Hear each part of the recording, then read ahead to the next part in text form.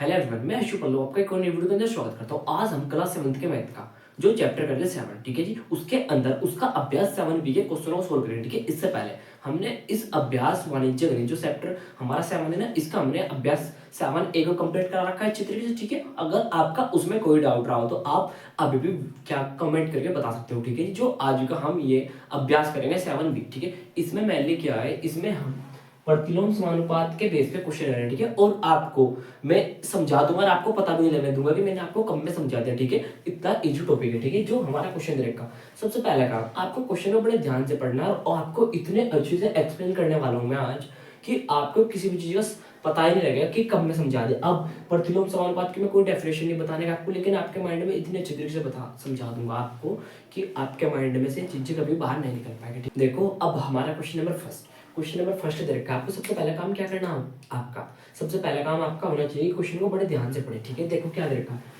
कि शीला 12 किलोमीटर प्रति घंटे की चाल से अपनी साइकिल से घर पाठशाला में 20 मिनट में पहुंच जाती है, ठीक है। शीला कोई लड़की है, शीला, ठीक है। हमने ये कहा उसका घर था, अपने घर से पाठशाला कितने मिनट में पहुंच जाती है, 20 मिनट में। तो अगर उसकी चाल क्या हो, 12 किलोमीटर प्रति घंटे की चाल से। देखो उन्होंने ये बोला कि शीला 12 किलोमीटर प्रति घंटे की चाल से अपने साइकिल से घर से पाठशाला 20 मिनट में चल जाती है। मतलब कि लड़की शीला वो 12 किलोमीटर प्रति घंटा की चाल से 20 मिनट में क्या कहाँ चली जाती है, अपने पाठशाला चली जाती है, क्योंकि ये सब कुछ हमने यहाँ पर मेंशन करते हैं। मतलब आगे पढ़ते हैं, उससे 15 मिनट में पहुंचने के लिए किस चाल से साइकिल चलाना होगा। आप पहले तो 20 मिनट में तो 12 किलोमीटर प्रति घंटे की चाल से पहुंच रहे 20 मिनट में, आपको उन्होंने बोला कि 15 मिनट में। अगर हम बोले कि उसको 15 मिनट पहुंचना तो उसको किस चाल से चलाना होगा, हमको चाल नहीं पता। हमने क्या किया, माना चाल x किलोमीटर प्रति घंटा, हमने चाल को कितना मान लिया, x किलोमीटर प्रति घंटा। अब आप बोलोगे बड़ी तेज हो, कुछ समझ में नहीं आता, ध्यान सुनो एक बार क्वेश्चन को और पढ़ो। देखो क्या बोला कि शीला 12 किलोमीटर प्रति घंटे की चाल से अपने साइकिल घर से पाठशाला 20 मिनट में पहुंच जाती है। मतलब एक लड़की शीला 12 किलोमीटर प्रति घंटे की चाल से 20 मिनट में अपने घर से पाठशाला चल जाते हैं, ठीक है।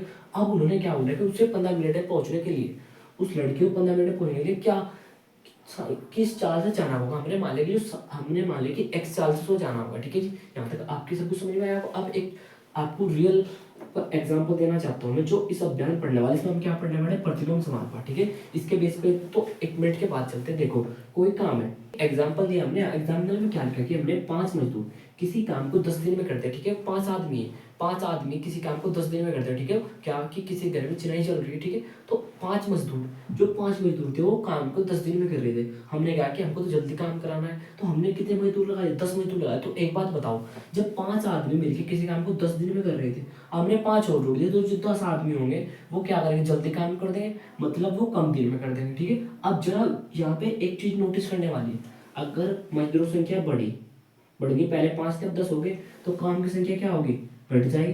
पहले कितने थे, 5 थे, 5 से कितने हो, घट गई।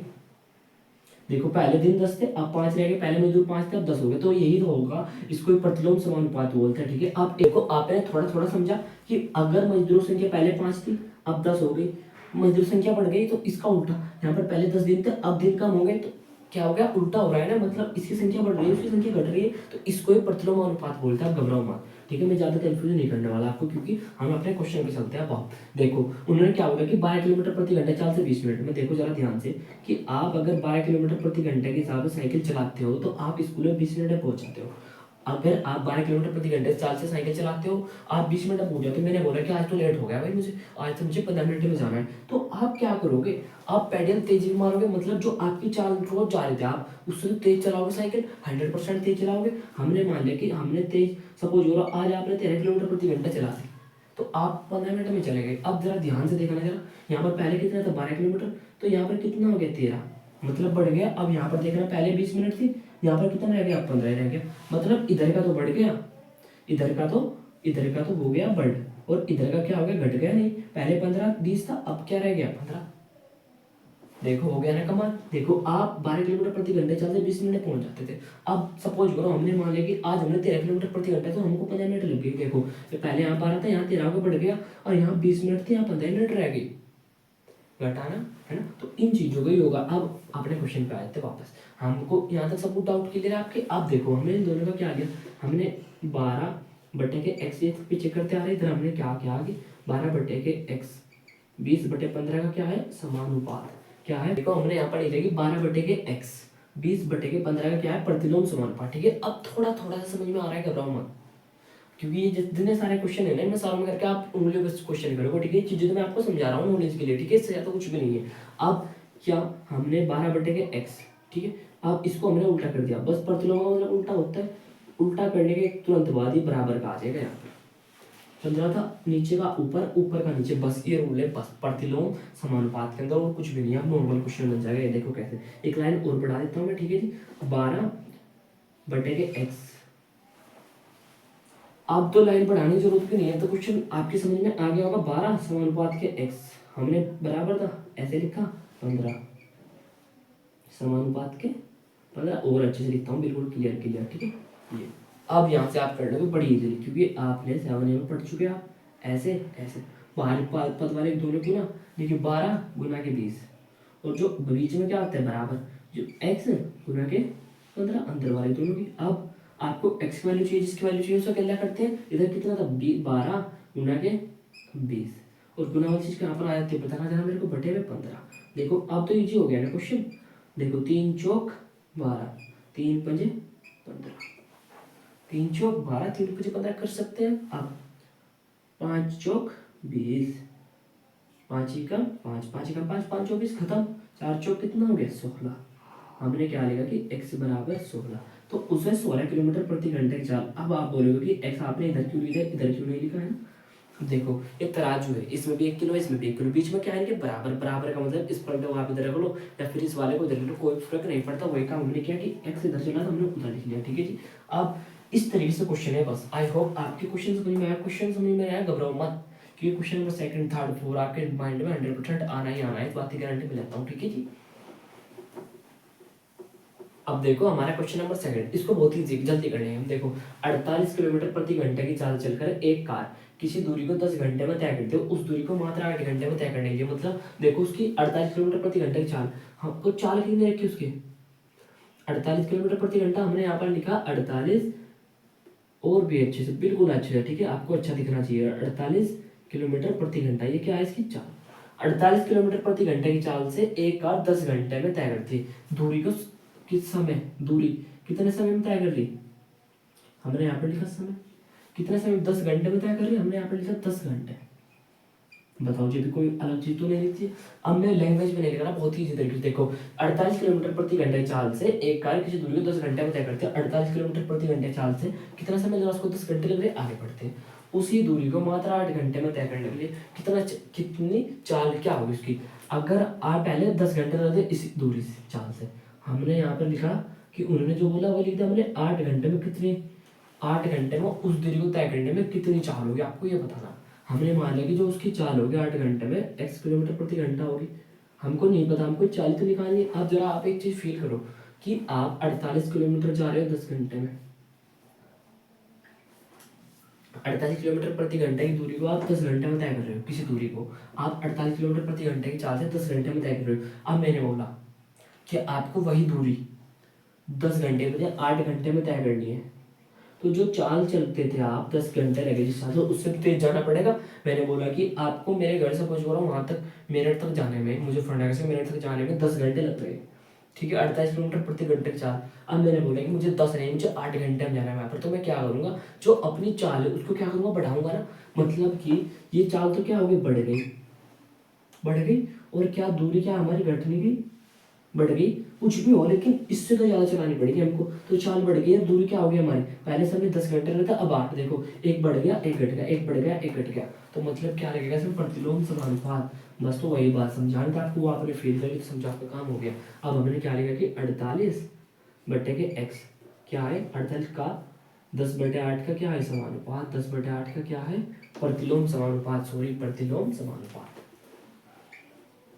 देखो हमने यहाँ पर लिख दिया कि 48/x 10/8 का क्या है प्रतिलोम समानुपात। अब इसको प्रतिलोम को, अब हमने इसको कैसे लिखा, बीच में क्या लिया बराबर, 8 को हमने ऊपर लिया और 10 को नहीं, प्रतिलोम का मतलब तो उल्टा होता है ना, ठीक है, हो गया। अब तो आप यहाँ से कर लोगे, देखो हमने यहाँ पर लिखा 48 समानुपात के x, बीच में क्या लगाया 48 अनुपात के x लिख सकते हैं इसको। अब ऐसे 8 अनुपात के 10, ठीक है, बाहरी पद वालों की दोनों गुना और अंदर वाले दोनों की गुना।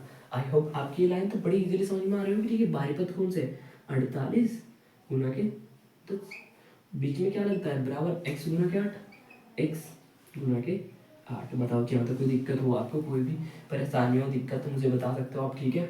ये क्वेश्चन तो आपकी बहुत अच्छे समझ में आ जाना चाहिए, ठीक है। अब आपने लिखा 48 गुना के 10। अब आप एक छोटी सी बात बताओ, आपको एक्स की वैल्यू फाइंड करनी, इसकी वैल्यू फाइंड करने का कितना होता है? अगर हम ये गुना वाली चीज़ हटा दें तो हमारा एक्स का कितना हो जाएगा? हमने क्या है, गुना वाली चीज़ को हटा दिया, गुना वाली चीज़ कहाँ पर जाती है? बटे में, ठीक है। 8 छंग 48, ठीक है जी। और 10 6 दाम कितने होते हैं? 60 एक्स। तो इसको हम ऐसे लिख सकते हैं। तो अगर हम अपनी कार को 60 किलोमीटर प्रति घंटा की स्पीड से दौड़ाए तो हम 10 घंटे वाली दूरी को 8 घंटे में तय कर लेंगे, ठीक है। देखो ये एक्स ये तो निकालना नहीं आसान, लेकिन ये जो क्वेश्चन का कॉन्सेप्ट है इसको आपको फील कराना चाहता हूँ, ठीक है। क्या करो, इसका स्क्रीनशॉट ले लो। अब देखो हमारा क्वेश्चन नंबर 3। सुनीता प्रतिदिन 4 घंटे बुनाई करके 8 दिन में एक स्वेटर को पूरा कर दिया। मतलब क्या समय? सबसे पहले हमने क्या लिखा? समय। समय कितना लग रहा है उसको? सुनीता कोई औरत है, उसको 4 घंटे लग गए। हमने यहाँ पर लिखा 4 घंटे, ठीक है। और इधर हमने लिख लिया दिन, इधर हमने लिखा दिन। 4 घंटे प्रतिदिन बुनाई करके किसी स्वेटर को बुनने में 8 दिन लगते हैं, ठीक है। मतलब है कि आज भी उसने 4 घंटे बुनाई की, कल को भी, परसों को भी, इससे ऐसे ही लगातार 8 दिन तक वो बुनाई करती है, तो एक स्वेटर को पूरा कर देती है, ठीक है। 8 दिन तक 4 घंटे में स्वेटर को पूरा कर देती है, ठीक है।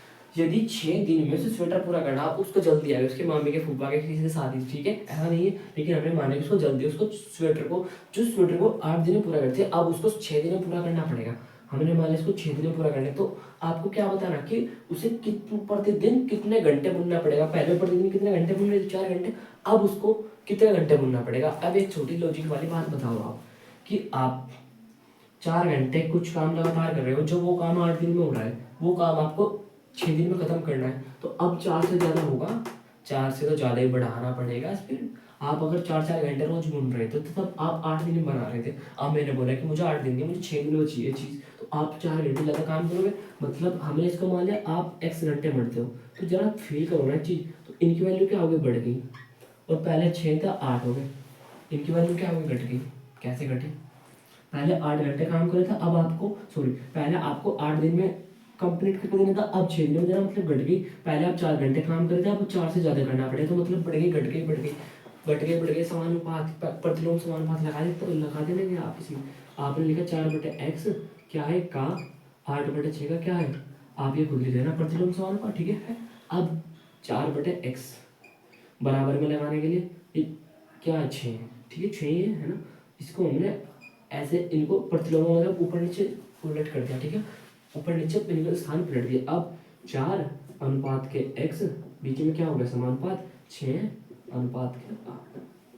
बताओ जी, इस लाइन में कोई प्रॉब्लम हो तो आप बता सकते हो, वीडियो दोबारा देखो, ठीक है। अब बाहरी पद वालों को ना और अंदर वालों को ना 4 गुना के आपने 8 कर लिया बराबर x गुना के आपने 6 कर लिया। कोई दिक्कत, कोई कमी पेशी कुछ भी होगा आपको मत करके बताओ। अब आपने ये एज इट इज रखा, देखो 4 बत्ती, चलो मैं नहीं लिखता अभी, कोई बात नहीं। 4 गुना के 8 आपको एंजॉय कराना है। x गुना वाली चीज कहाँ पर जाती है? सर के ऊपर नहीं, सॉरी, सर के ऊपर जाती है ना।